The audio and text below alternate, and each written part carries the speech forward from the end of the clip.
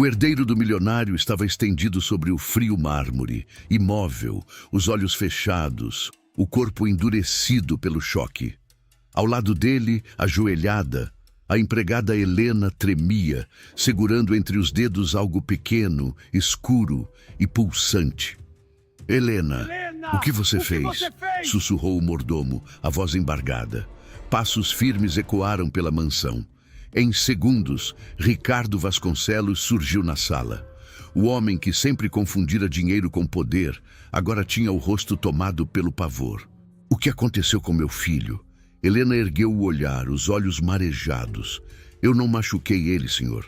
Eu só tentei ajudar. Ajudar? A voz dele reverberou pelas paredes altas. Você ousou tocar no meu filho sem minha permissão? Com hesitação, Helena abriu a mão. Na palma, algo vivo, pequeno, escuro, úmido, reluzindo sob a luz do lustre. Um murmúrio atravessou o salão. Todos recuaram. O ar ficou pesado. Então, um som suave cortou o silêncio. Pai. A palavra saiu dos lábios do menino. O mesmo menino que nascera surdo, que jamais ouvira a chuva, que nunca pronunciara uma sílaba. Por um instante ninguém respirou, nem mesmo Ricardo. E então ele entendeu. A mulher que ele julgava invisível acabara de fazer o impossível. Esta é uma história sobre fé, amor e sobre um milagre que fortuna nenhuma pode comprar. Fique até o fim, porque o que vem a seguir vai lembrar que, às vezes, a cura mais poderosa vem das mãos de quem o mundo insiste em ignorar. A mansão dos Vasconcelos era tão impecável que até o silêncio parecia polido. Lustres brilhavam como ouro líquido, pisos refletiam cada passo. Ainda assim, havia ali um vazio que nenhum luxo preenchia. Os empregados caminhavam quase sem respirar. Diziam que o Sr. Ricardo preferia assim, metódico, controlador, obcecado por resultados. Entre reuniões e cifras astronômicas, escondia-se um pai atormentado. Seu único filho, Lucas, nascera surdo. Especialistas renomados, cirurgiões famosos, viagens internacionais. Nada funcionara. Sempre o mesmo desfecho. Silêncio. Lucas tinha 10 anos. Nunca ouvira a própria risada. Nunca escutara a voz do pai. Seu mundo era feito de gestos, expressões e vibrações invisíveis. Às vezes encostava o ouvido na vidraça, observando as árvores balançarem, como se o vento contasse segredos que ele jamais escutaria. Alguns empregados sentiam pena, outros desconforto, como se o silêncio do menino carregasse um presságio. Mas havia uma exceção: Helena.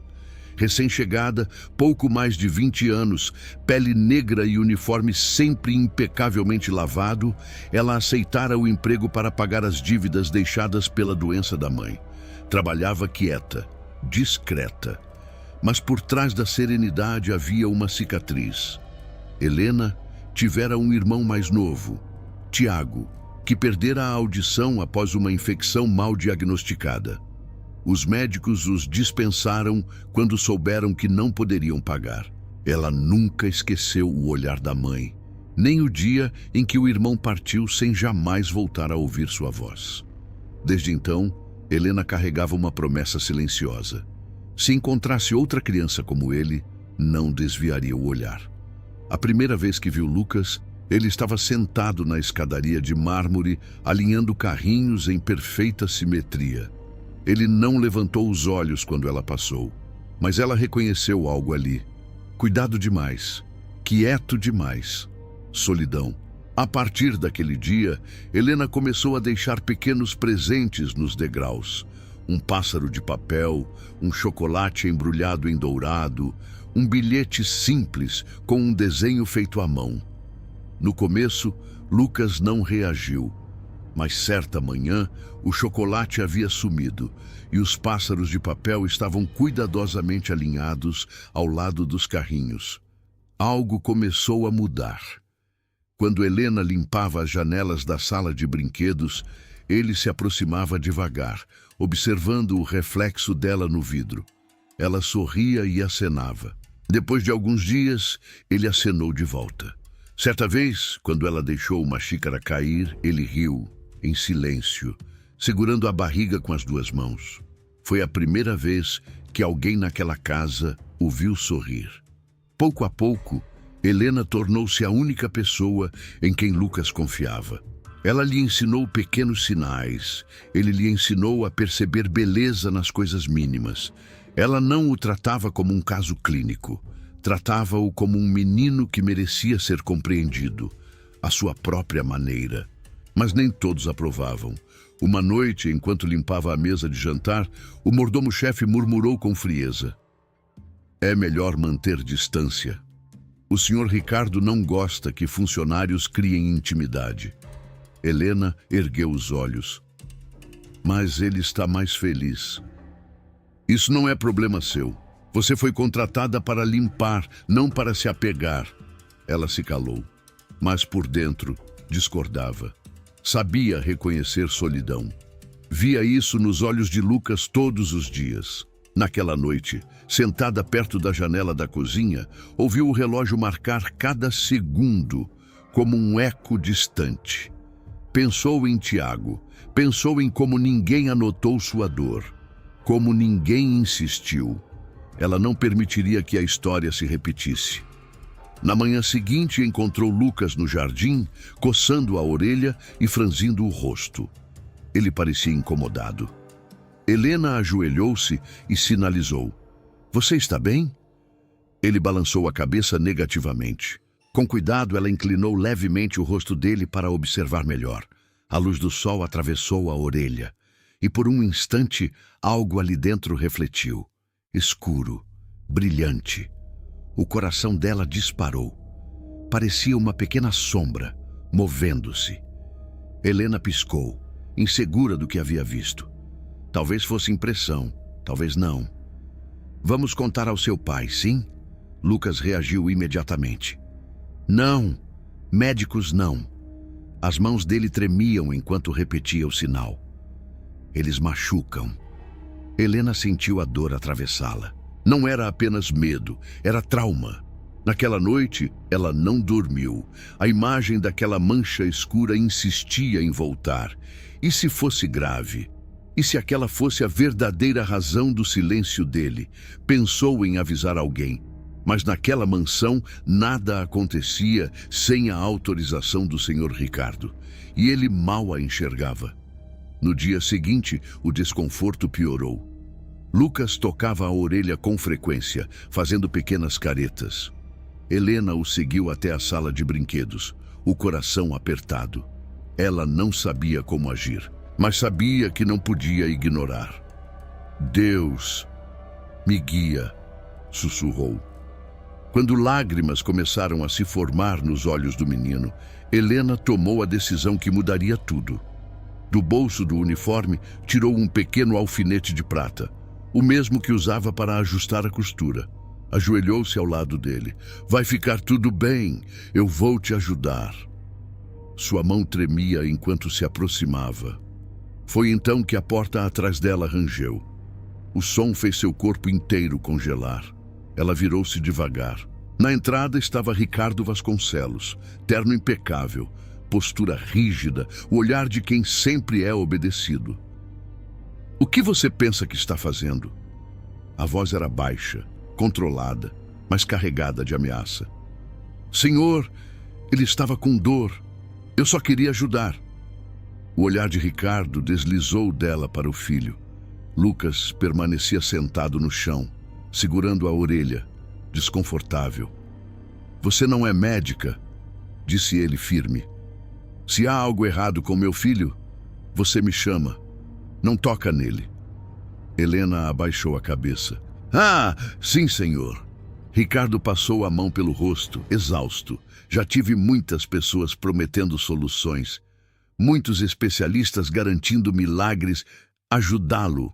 Todas falharam. Eu não posso arriscar mais uma vez."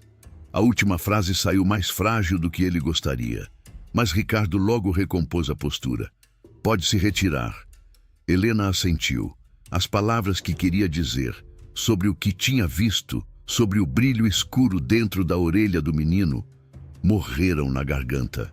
O tom dele deixava claro, não era o momento. Ela saiu em silêncio. No corredor, apoiou-se na parede fria e sussurrou. Ele não faz ideia do quanto esse menino está sofrendo. As horas se arrastaram. A mansão retomou sua rotina impecável. Móveis sendo polidos, panelas tilintando na cozinha, seguranças imóveis no portão. Mas dentro de Helena, o silêncio gritava. A imagem não saía de sua mente. Lucas tocando a orelha, a sombra escura, o desespero em seus gestos quando sinalizou. Médicos, não. Naquela noite, sentada na beira da cama estreita em seu quarto atrás da lavanderia, ela deixou a Bíblia aberta ao lado. Não lia, apenas fitava as páginas. Senhor, o que eu faço? O relógio marcava cada segundo como uma lembrança. Ela pensou em Tiago, no último olhar dele, na promessa que fizera a si mesma. Não ficaria parada outra vez. Levantou-se de repente. Descalça, caminhou pelo corredor escuro. A casa dormia. Apenas o zumbido constante do ar-condicionado preenchia o vazio. Parou diante do quarto de Lucas. A porta estava entreaberta.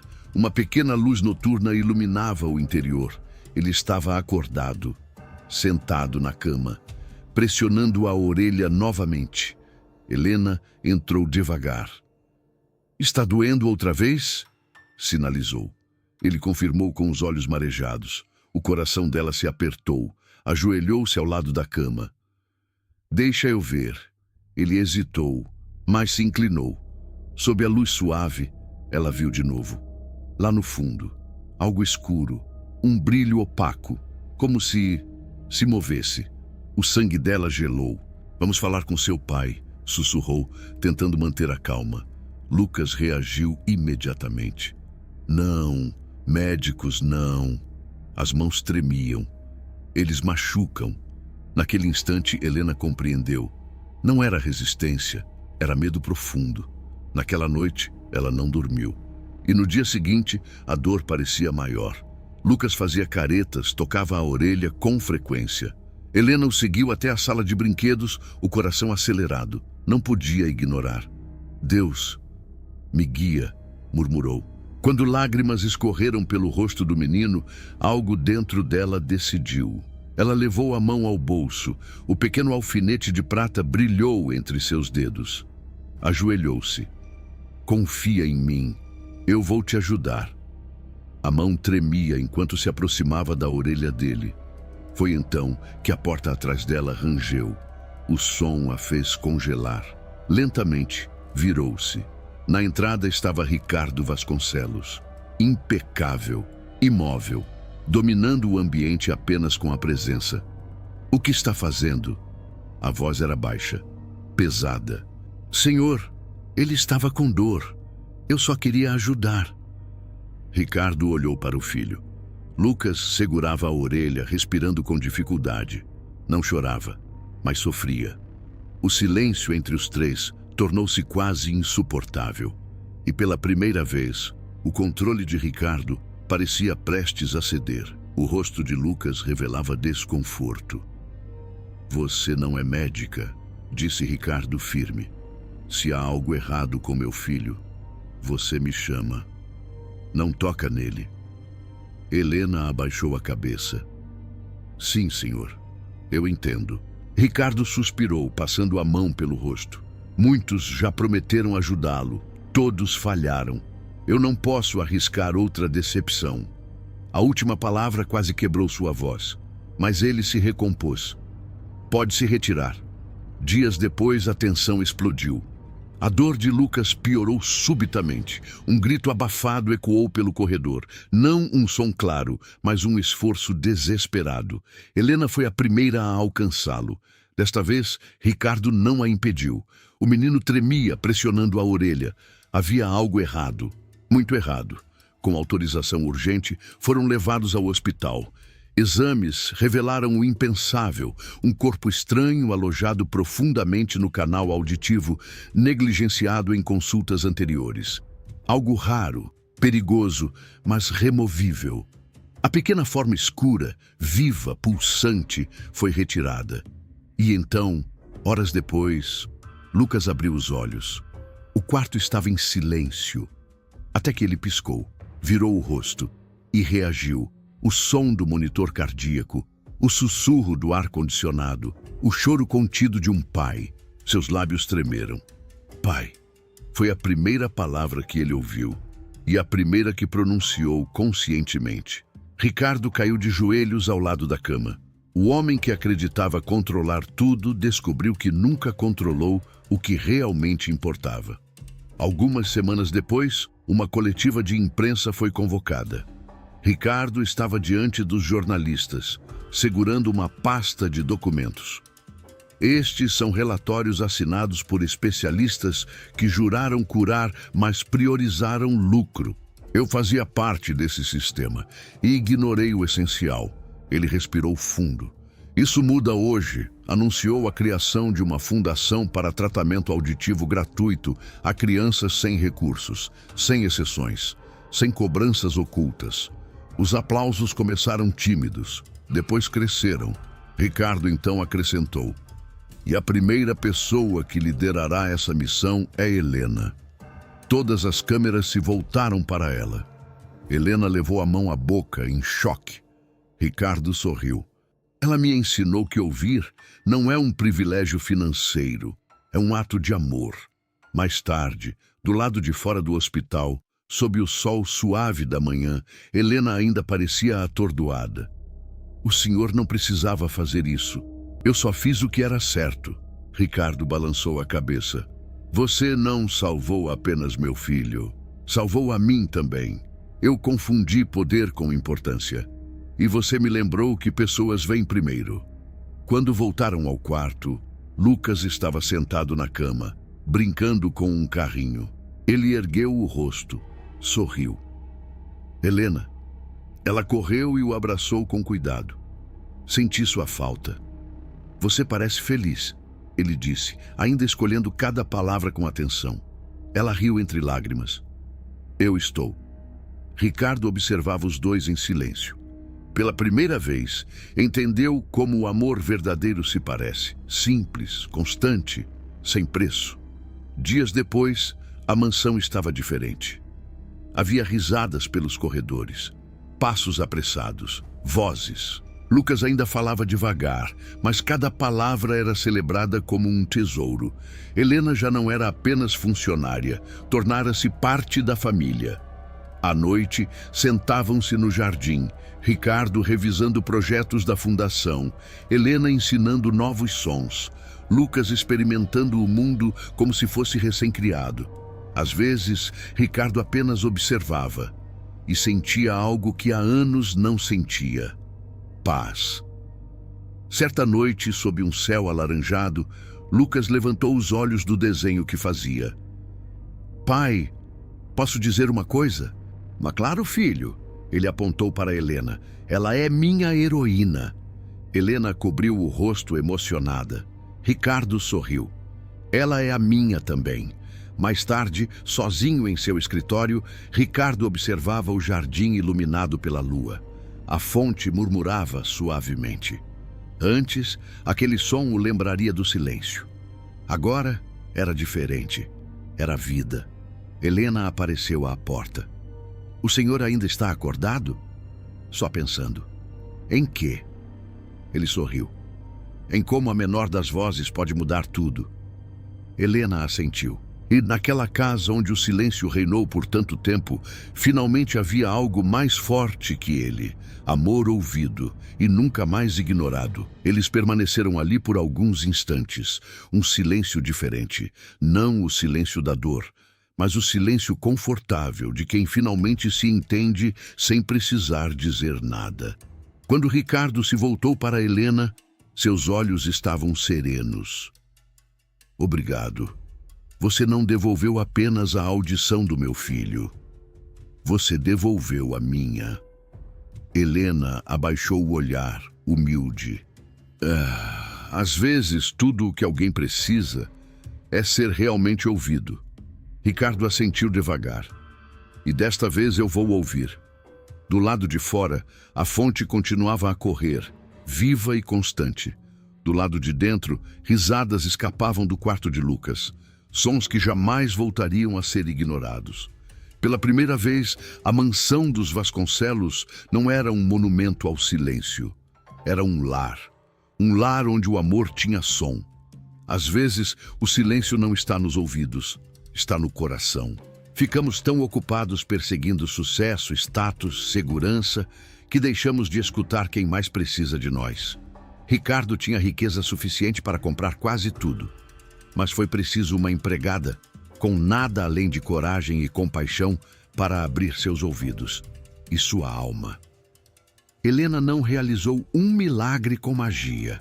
Ela realizou com presença, com atenção, com um coração que se recusou a ignorar a dor de uma criança. Ela não ensinou apenas um menino a ouvir. Ela ensinou um pai a escutar. E talvez esse seja o maior milagre de todos. Se você já se sentiu invisível, esquecido ou silenciado, lembre-se desta história. Em algum lugar, ainda existe alguém disposto a ouvir quando o mundo inteiro permanece em ruído vazio. E às vezes, tudo o que precisamos para restaurar esperança é uma única pessoa que escute com amor. Se esta história tocou você, compartilhe com alguém que precise dessa lembrança hoje. Porque escutar pode parecer pequeno, mas pode mudar tudo.